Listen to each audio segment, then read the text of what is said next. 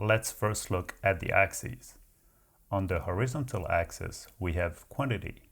On the vertical axis, we have price. As you may know, for this kind of graph, the convention is to place the independent variable on the horizontal axis and the dependent variable on the vertical axis. It's just a way of saying that this explains this. For instance, stuff like that.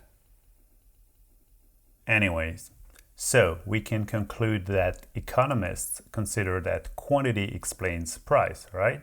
Well, nah. Although there are nuances and exceptions, at least for this graph, the assumption is that price determines quantity. For some reason, the axis got messed up. Actually, it is his fault.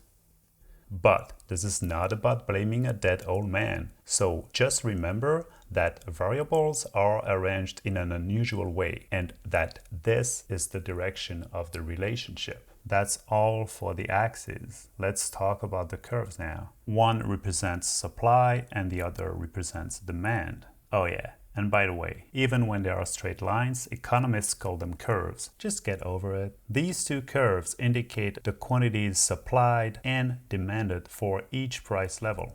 Let's start with this one. At this point, the curve shows a high price and a low quantity. If we take this other point, we have a lower price but a higher quantity. Since one variable is low and the other one is high and vice versa, we say that there is a negative relationship between them. We also say that this kind of curve slopes down. So which curve is it? Supply or demand?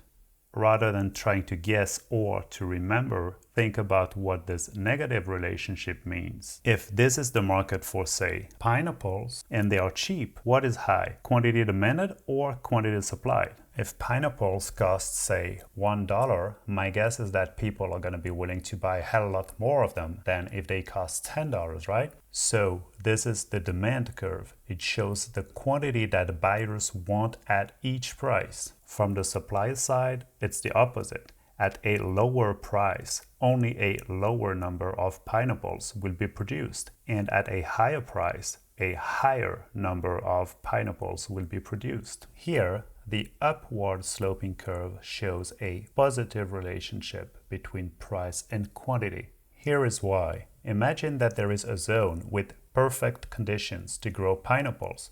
It has the right soil and is next to a river from which water for irrigation can be pumped with a very cheap equipment. Pineapples in this zone can be produced for as little as 80 cents. As we move further from the river, the soil is still good, but it's becoming increasingly costly to bring water from the river. The production price per pineapple increases, approaching and then exceeding $1. Still further away, the soil deteriorates, meaning that fertilizers become necessary, adding to the ever-growing cost of irrigation. Before you know it, a pineapple costs $1.50 to produce, then $2, and so on. This situation means that producing an additional pineapple costs a little bit more than producing the previous one. For each given price, there is a point where producing an additional pineapple would mean selling it for less than it costs to produce. So suppliers will produce this additional pineapple only if enough consumers are willing to pay a higher price for each pineapple that they buy. Although theoretically it could make sense to sell each pineapple at a different price, depending on how much it costs to produce it, it's not what happens at your average farmer's market. Now, the intersection of the two curves indicates the price at which quantity supplied is the same as quantity demanded. It is called the equilibrium. At this point, suppliers produce exactly the amount that customers are willing to buy. Let's say that this pineapple scenario happens on an island where no one has ever tasted a pineapple. A guy who lives there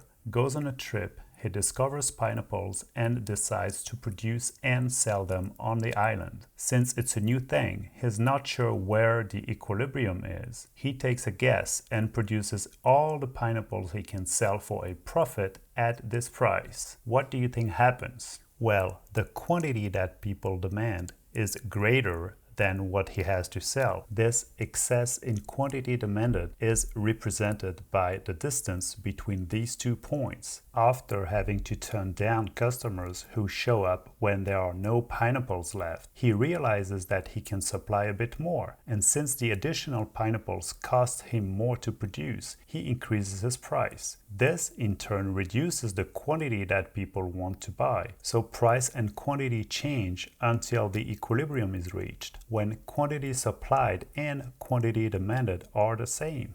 If he starts above the equilibrium, the same mechanism operates, except this time he finds himself with an excess supply, a bunch of pineapples that no one wants at this price. So he decreases his price to attract additional customers. He then reduces his production, allowing him to reach a lower cost per unit. So price goes down and quantity demanded goes up until bang, equilibrium is reached. Alright, this should be enough to understand the basics of this graph, which does a pretty good job at describing what happens in a wide variety of interactions between buyers and suppliers. To stay on topic, I overlooked a bunch of things, like for instance about the costs of production. I didn't talk either about some assumptions that are not always true and that can make these curves do some pretty wacky stuff. I'll probably tackle that in further videos, starting with looking at what makes these curves shift, so stay tuned.